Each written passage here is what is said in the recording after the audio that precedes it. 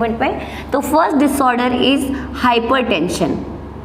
Simply one by one हम discuss करते जाएंगे, नंबरिंग डालती जाती हूँ मैं। Hypertension, we already discussed term hypertension and hypotension in case of BP। Topic BP measurement में हमने पढ़ा था कि यदि परसिस्टेंट किसी भी इंडिविजुअल का सिस्टोलिक प्रेशर 140 mm और डायस्टोलिक प्रेशर 90 mm Hg से ज़्यादा होता है mercury mm of mercury column, then the disorder is said to be hypertension. तो हाइपरटेंशन इज डिफाइंड, या आप कहें कि इफ इंडिविजुअल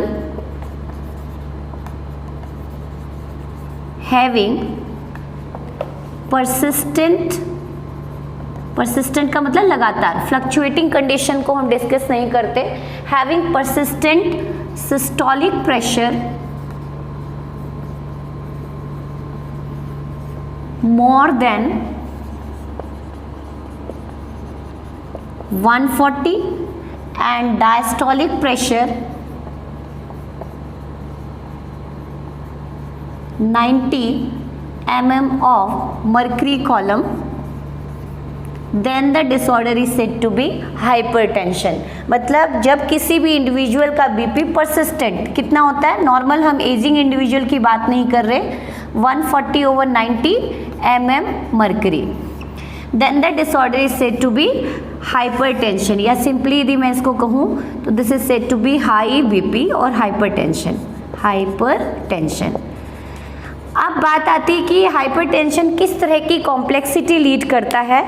तो यदि किसी इंडिविजुअल में हाइपरटेंशन बना हुआ है लंबे टाइम तक, क्रॉनिक है, बहुत मैनी ईयर्स हो गए, and if it exceed more than high BP या BP if exceed more than 220/120 mercury column, then it is highly severe or lethal for human body, that this high BP lead to hemorrhage।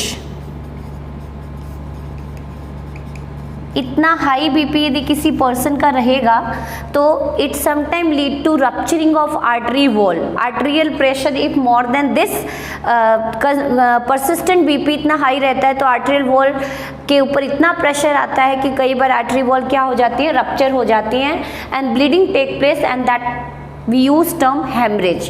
if this hemorrhage occur in optic artery, अपनी eyes की artery में होता है, तो it lead to permanent blindness। तो for example, if this hemorrhages take place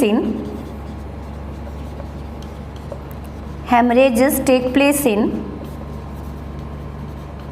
optic artery, then it lead to blindness। And if this hemorrhages take place in,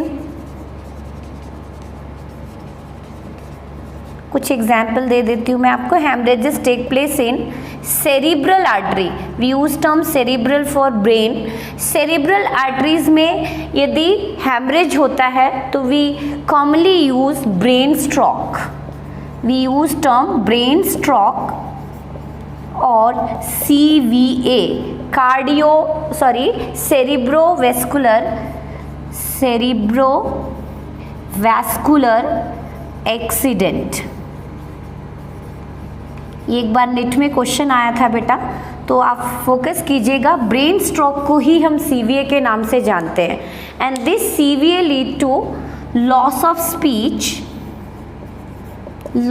speech and paralysis, लकवा बोलते हो जिसको आप। तो एक बार फिर से रिकैप कर देती हूँ। यदि किसी इंडिविजुअल का परसिस्टेंट बीपी हाई है, 140/90 mm ऑफ मर्करी कॉलम है, then the disorder is said to be hypertension.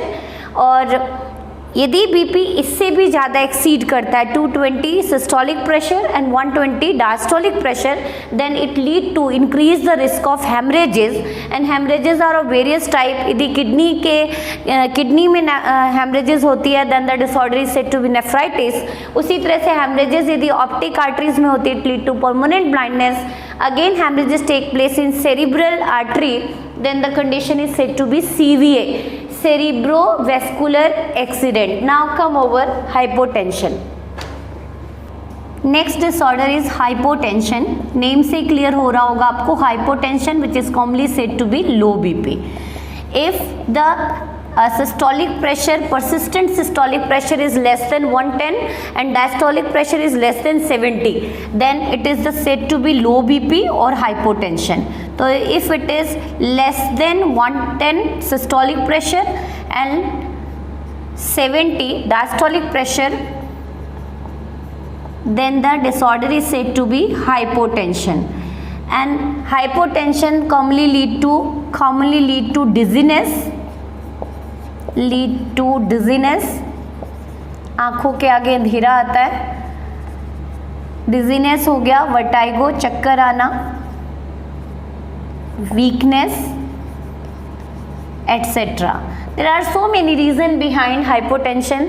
Anaemia की वजह से भी हाइपोटेंशन हो सकता है, या हम कहें कि माल न्यूट्रिशन, डाइट प्रॉपर नहीं ले रहे तो भी हाइपोटेंशन रह सकता है. तो कॉमन रिलीफ, यदि बहुत लो बीपी जाता जा रहा है तो कॉमन रिलीफ के लिए हम क्या ले सकते हैं, glucose and salt rich diet. तो relief from low BP we can take